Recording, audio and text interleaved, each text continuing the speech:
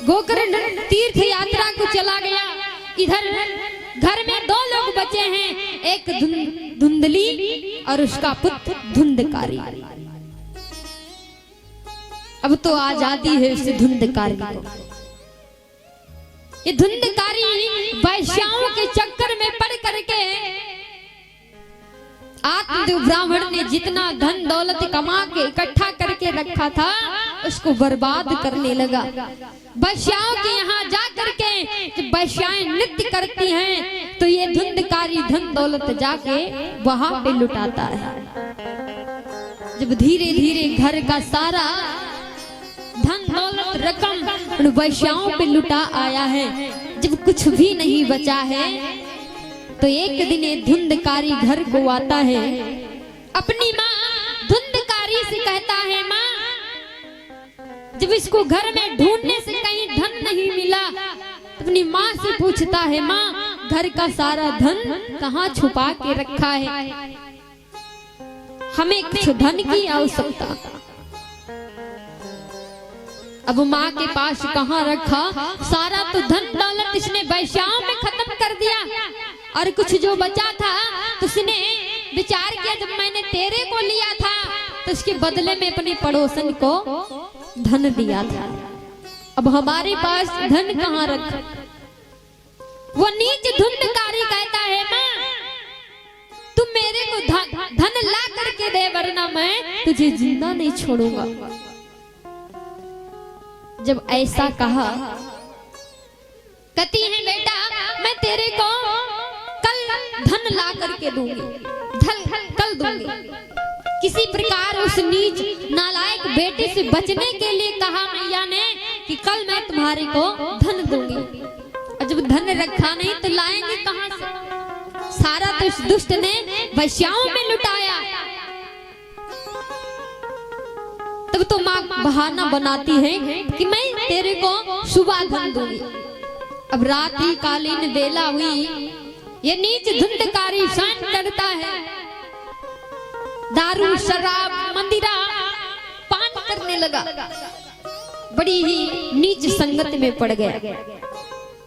और माँ सोचती है अगर मैं कल सुबह तक धन इसको नहीं दिया तो ये मुझे जीवित नहीं छोड़ेगा, इससे अच्छा संसार में हमारी हंसी होगी, हमारे इस नालायक बेटे की हंसी होगी कि धुंधकारी ने अपनी माँ को मार दिया है तो मेरा मरना तो निश्चित है, क्यों ना मैं अपने हाथों से अपने प्राण त्याग दूं।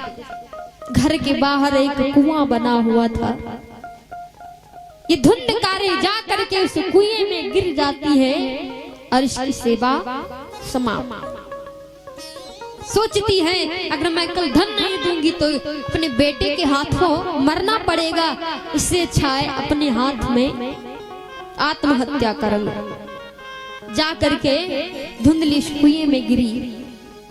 जब सुबह हुई, अब तो ना घर में पिता है, ना माँ है, ना भाई है, घर सारा खाली खाली पड़ा हुआ। ये धुंधकारी पांच वैश्याओं को बुला करके अपने घर पे बिठाता है, नृत्य करता है, शराब मदिरा इत्यादि पान करता है, घर को एकदम मलिच्छ बना दिया है। यही नहीं मालूम पड़ता कि ब्राह्मण का घर है। बड़े दुष्कर। जब वैश्याओं को बुला करके लाया तो वैश्या तो धन की भूखी होती, पैसों की भूखी होती है, वैश्या किसी की नहीं होती। वैश्या तभी तक तुम्हारे पास आएगी जब तक आपके पास धन दौलत रुपया पैसा है। जब पांच वैश्याओं को घर में बुला के बिठाया है तो वैश्याओं ने प्लान बनाया, इससे धन मांगते हैं। जब धन मांगा कि धन लेकर के आओ वरना हमको लेकर के आओगे, खिलाओगे क्या, पिलाओगे क्या, तो जाओ कहीं से धन लेकर के आओ। अब घर में तो कोई धन नहीं है। नीच धुंधकारी करता क्या है, किसी दूसरे गांव में जाकर के राजा के घर में डाका डालता है, चोरी करने गया। जब ये धुंधकारी चोरी करने गया, राजा के सरदारों को खबर लग गई। धुंधकारी का पीछा कर लिया, दौड़ते दौड़ते धन ले करके आया, घर में घुस गया, वैश्याओं से कह दिया अगर कोई आवाज दे तो कहना धुंधकारी यहाँ नहीं है। जब सरदार पीछा करते आए इधर उधर, पता नहीं लगा, वापस चले गए। लेकिन वैश्याओं को पता लग गया कि किसी राजा के घर में इसने डाका डाला है।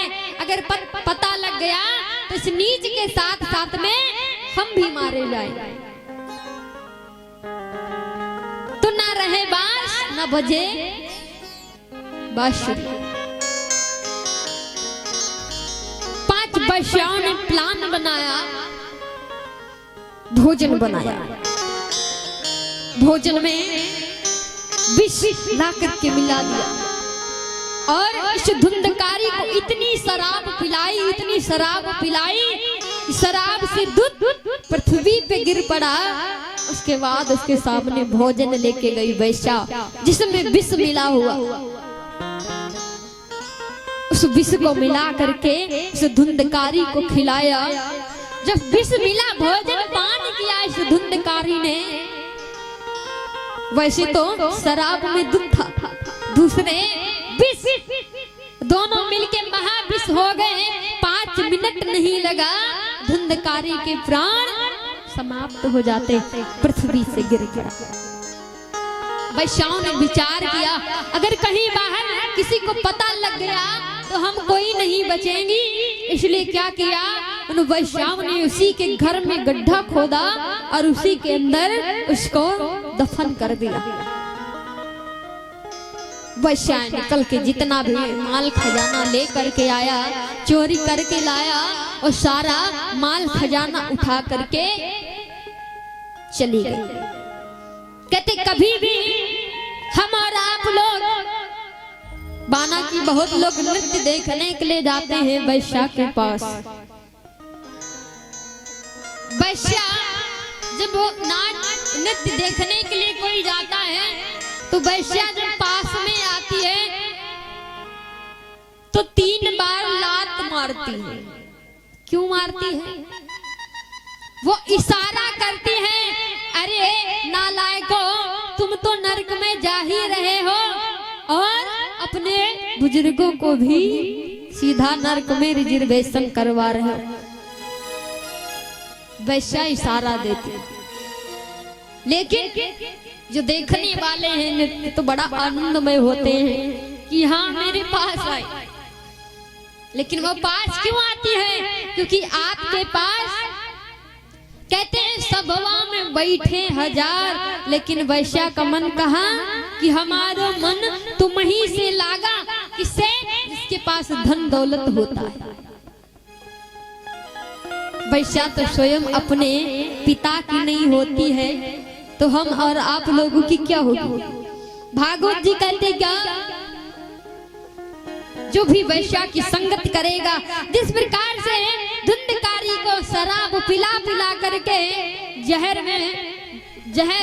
भोजन में मिला करके खिलाया है ना, अगर कोई वैश्या के चक्कर में पड़ेगा उसकी ऐसी ही दुर्गति होगी। भागवत हमको आपको चेतावनी देती है कि उनकी जो ही दुर्गति होगी और जिनकी प्यारी वैश्या होगी।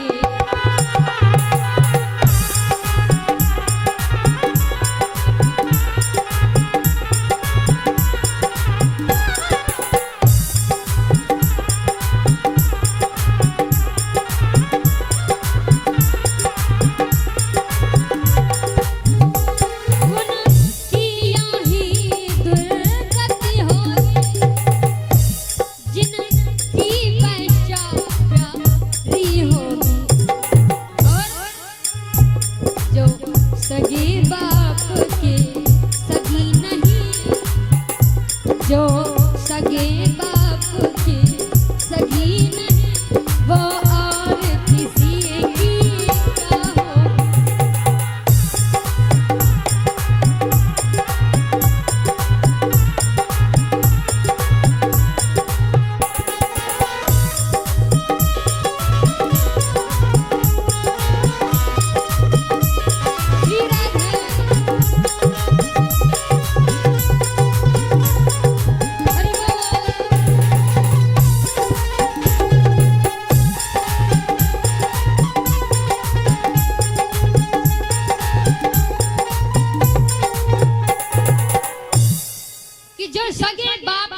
सगी नहीं वो और किसी की। वैश्या के पिता का नाम पूछिए, उसे यही नहीं पता है कि मेरा पिता कौन है। जो अपने बाप के नहीं तो हमारी याद की क्या होगी, इसलिए कोई भी ऐसी संगत में पढ़ना भी नहीं। गोकर्ण संगति में पड़ा है तो आज उसकी दुर्गति कैसी हुई। वैश्याओं ने जहर मिला के खिला दिया और उसे उसी के घर में दफन कर दिया, बाहर किसी को पता नहीं है। जब मालूम पड़ा किसे, धुंधकारी के बड़े ज्येष्ठ भाई गोकर्ण को, तो वो तो पहले से तीर्थ स्थान पे था, हरिद्वार प्रयाग में था। तो जैसे इसको मालूम पड़ा कि 5-5 वैश्याओं ने मिलकर के हमारे भाई धुंधकारी को मार दिया है, तो ये गोकर्ण अपने भाई धुंधकारी के लिए हरिद्वार में श्राद्ध करता है, पिंडदान करता है। जब ये मराना कहते हैं, जब कोई अकाल मृत्यु मरता है, कोई फांसी लगा के मरता है, कोई जहर खा के मरता है, कोई एक्सीडेंट से मरता है, जब प्राणी की अचानक मृत्यु होती है तो उसकी आत्मा को शांति नहीं मिलती है। उसकी आत्मा एक प्रेत योनि में जाकर के इधर उधर भ्रमण करती है। प्रेत जानते हो? प्रेत जानते हो? जिसे भूत बोलते हैं। तो धुंधकारी महाभयानक प्रेत बन करके उसकी आत्मा इधर उधर भ्रमण करने लगी। सभी को परेशान, बड़ा परेशान करता है। इधर उधर किसी को बकरे के रूप में दिखाई देता है, किसी को भेड़ के रूप में, किसी को गधे के रूप में, सभी को नजर आने लगा। सभी पड़ोसियों को सताने लगा। तो गोकर्ण को पता चला हमारे भाई की अकाल मृत्यु होने के कारण मेरा भाई एक महाभयानक प्रेत योनि में भ्रमण कर रहा है। उसके कल्याण के लिए ये गोकर्ण जो है हरिद्वार प्रयाग को जाता है, श्राद्ध पिंड दान करता है। और कहते हैं जब हमारे आपके यहाँ किसी की मृत्यु होती है और जिसकी मृत्यु होती है उसके नाम का श्राद्ध पिंड दान करने से उसको कल्याण होता है, उसकी आत्मा को शांति मिलती है, मोक्ष प्राप्त होती है, ऐसा साधक कहता है। थे गोकर्ण जाकर के हरिद्वार प्रयाग मथुरा काशी हर जगह कोई स्थान बाकी नहीं था जहाँ पे धुंधकारी के नाम का श्राद्ध पिंड दान ना किया हो। जब वापस आता है, जब गोकर्ण घर को वापस आया, रात्रि कालीन बेला में विश्राम करने लगा। जब विश्राम करता है अपने महल में तो चारों तरफ महल में बड़ा शोर शराबा मचा हुआ, आवाजें आ रही, आतुकी आवाजें आ रही। जैसे गोकर्ण को उस आतुकी आवाजें सुनाई दी ना तो उसे नींद नहीं पड़ रही थी, बड़ा डर महसूस हो रहा। तो गोकर्ण उठ करके कमंडल में जल लिया, मंत्र उच्चारण के साथ छिड़काव किया तो वो धुंधकारी सामने आकर के प्रकट हुआ, रोने लगा। जैसे देखा अहम भ्राता, कहता है भैया मैं तुम्हारा भाई धुंधकारी। जैसे अपने भाई धुंधकारी को अब भी प्रेत योनि में देखा, गोकर्ण कहता भैया मैंने जैसे सुना था वैसे भी आपके नाम का श्राद्ध, आपके नाम से पिंडदान हरिद्वार प्रयाग मथुरा काशी ऐसी कोई जगह नहीं छोड़ी मैंने, फिर भी आपका कल्याण नहीं हुआ। धुंधकारी कहता भाई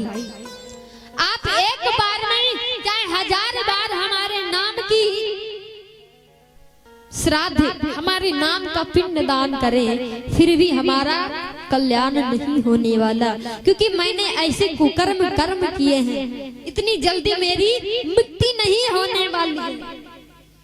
और कहते हैं जब भी हमारे आपके हाथ से कोई मन क्रम वचन से भी अगर कोई पाप हो जाता है तो उसका फल हमको आपको भोगना पड़ता है।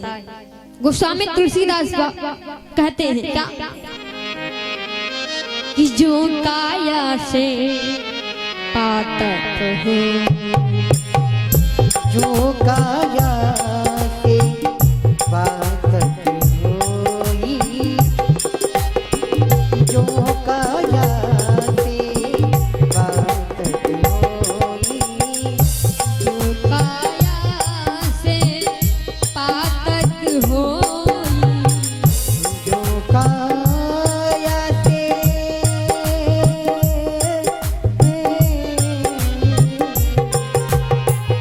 जो काया से पातक होई, बिन भोगे छो बिन भोगे छुटी कई न होई।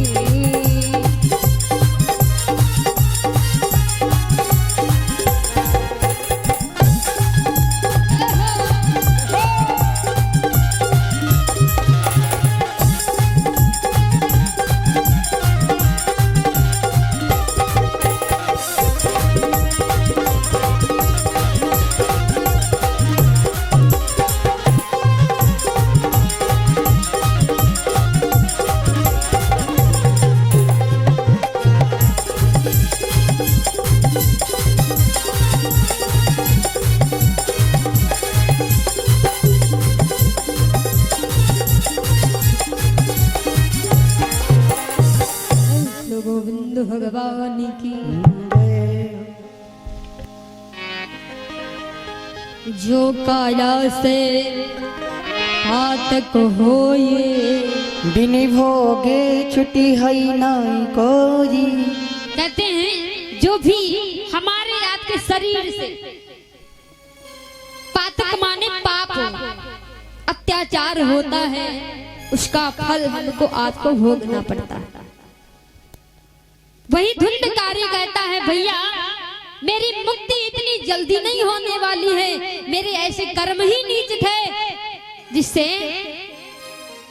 मुझे शांति नहीं प्राप्त होगी। मेरे को तो मेरे कर्मों को भोगना है, फल को मिलना है, इसलिए मेरा कल्याण नहीं होने वाला। आज गोकर्ण बड़ा दुखी है, बड़ा दुखी है।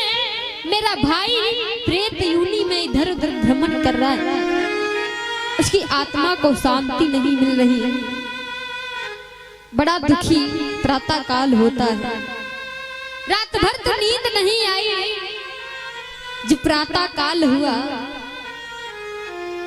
तब तो गोकर्ण स्नान ध्यान करके, गोकर्ण भगवान सूर्य का भक्त था, सूर्य भगवान को अपना गुरु मानता था।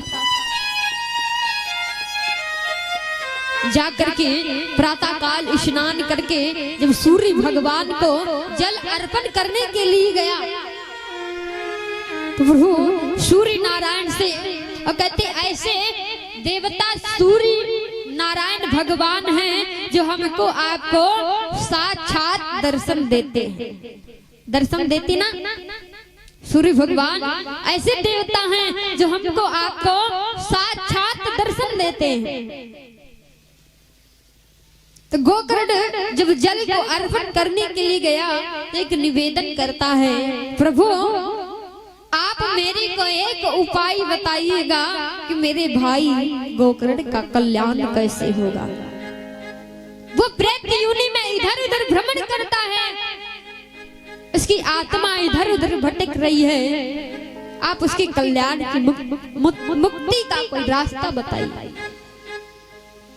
तब तो सूर्य भगवान भी कहते हैं गोकर्ण अपने भाई के कल्याण के लिए श्रीमद् भागवत कथा उसको रसपान कराइएगा। भागवत कथा सुनाइएगा जिससे उसका कल्याण होगा। अब तो जा करके हरिद्वार, गोकर्ण हरिद्वार में जाकर के 7 दिवसीय भागवत कथा का अनुष्ठान रखा। अपने भाई धुंधकारी की आत्मा का आवाहन किया। आत्मा को ला करके श्रोता के स्थान पे बिठाया गया और गोकर्ण महाराज कथा व्यास पे गोकर्ण महाराज कथा श्रवण कराने लगे। धुंधकारी की आत्मा तो प्रेत योनि में है, इधर उधर जैसे बिठाया जाता है श्रोता के स्थान पे, हवा आती है आत्मा उड़ जाती है। जैसे स्थान पे बिठाया जाता हवा के झोंके के साथ उस प्रेत को उड़ाना जाती। तब तो एक 7 गांठ का हरा बांस जानते हो, बांस 7 गांठ का बांस ला करके दाएं भाग में गाड़ा गया और धुंधकारी को उस गांठ में स्थान दिया गया, गांठ से बांध के रखा गया। श्रीमद् भागवत कथा प्रारंभ होती है, एक अध्याय पूर्ण होता है तो एक गांठ टूट जाती है। धीरे धीरे थोड़ा थोड़ा असर होता गया, फिर जब दूसरा अध्याय पूर्ण होता है दूसरी गांठ टूटती है, तीसरा अध्याय पूर्ण होता है तीसरी गांठ टूटती है, चौथा अध्याय जब पूर्ण होता है तो चौथी गांठ, इसी प्रकार से 5वां अध्याय पूर्ण हुआ 5वीं गांठ टूटी, छठा अध्याय पूर्ण हुआ 6ठी गांठ टूट जाती है। नंबर अंत में 7वां अध्याय जैसे पूर्ण होता है 7वीं गांठ भी चिटक जाती है और महाभयानक उस प्रेत योनि में जो धुंधकारी था एकदम से भगवान के रूप में प्रकट होता है। भगवान के रूप में उसको मोक्ष की प्राप्ति हुई। जैसे भगवान के रूप में प्रकट होता है, स्वर्गलोक से एक विमान आता है, एक विमान आता है, उस विमान में बिठा करके उस धुंधकारी को स्वर्ग को चला जाता है। उस महाभयानक धुंधकारी जो प्रेत योनि में इधर उधर भ्रमण कर रहा था उसको स्वर्ग में जगह मिलती है श्रीमद् भागवत कथा श्रवण पान करने से। प्रेम श्री श्रीमद् भागवत महापुराण की, प्रेम श्री गोविंद भगवान की।